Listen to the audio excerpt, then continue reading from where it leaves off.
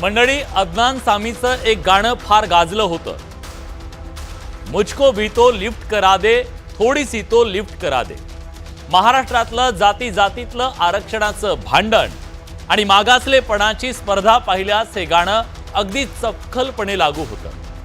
इथं आरक्षणाचा लाभ मिळालेल्या आणि न मिळालेल्या प्रत्येकाचं एकच गाणं आहे, कैसे कैसो को दिया है, ऐसे वैसो को दिया है, मुझको भी तो लिफ्ट करा दे, थोडी सी तो लिफ्ट करा दे। एका बाजूला सोशल मीडियावर गाड्या घोड्या मिरवत आपलं पुढारलेपण मिरवण्याची स्पर्धा सुरू असताना दुसऱ्या बाजूला कागदोपत्री आम्हाला मागास करावं म्हणून जाती जाती स्पर्धा सुरू आहे। ओपन मधल्यांना ओबीसीत जायचंय, ओबीसी वाल्यांना एसटीत जायचंय आणि एसटीत असलेल्यांना एकटंच तिथं कायम राहायचंय। खरंच आपल्या समाजातला हा कसला विरोधाभास आहे। प्रगतशील अशा महाराष्ट्रात मागास होण्यासाठी सुरू असलेल्या या जीवघेणी स्पर्धा आणि त्यातून उभ्या राहिलेला जातीय संघर्ष आपण गेल्या काही वर्षात पाहतोय। मराठ्यांना मागास वर्गीय व्हायचंय, मागास वर्गीय धनगरांना एसटीत जायचंय, ओबीसीतल्या वंजारी बंजाऱ्यांना एसटीत जायचंय, एसटीत असलेल्या आदिवासींना तिथून कुठलाच येऊ द्यायचं नाहीये। आरक्षणाच्या मागण्यांच्या आंदोलनांनी महाराष्ट्र धगधगतोय।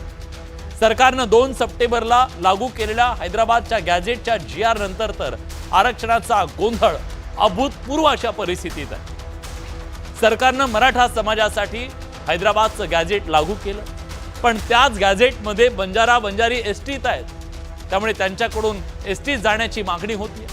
राज्यातल्या भटक्या विमुक्त जाती अ, ब, क यांचा समावेश आदिवासींमध्ये करावा यासाठी पद्मश्री लक्ष्मण माने आझाद मैदानावर उपोषणाला बसले।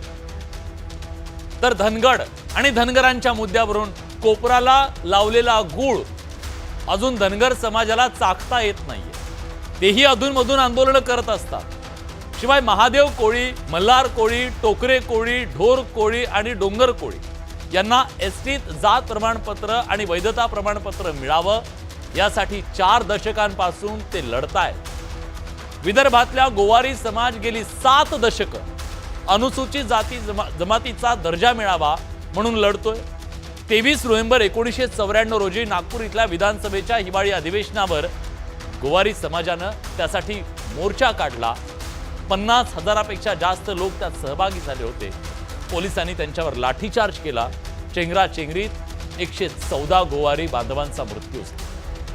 महाराष्ट्रानं आरक्षणाचे कितीतरी लढे बघितले, अनेकांचे जीव जाताना बघितले, पण यात अनेकांचं राजकीय करिअर घडताना सुद्धा महाराष्ट्रानं बघितलं। राज्यातला सगळ्यात मोठा मराठा समाज गेल्या 4 दशकांपासून आरक्षणाची मागणी करतोय।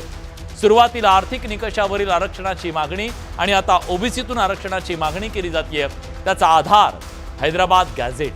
त्यामुळे हैदराबाद गॅझेटच्या GRनं राज्यात जाती जातीत आरक्षणाचा एक अभूतपूर्व गोंधळ उडवून दिला गेलाय का?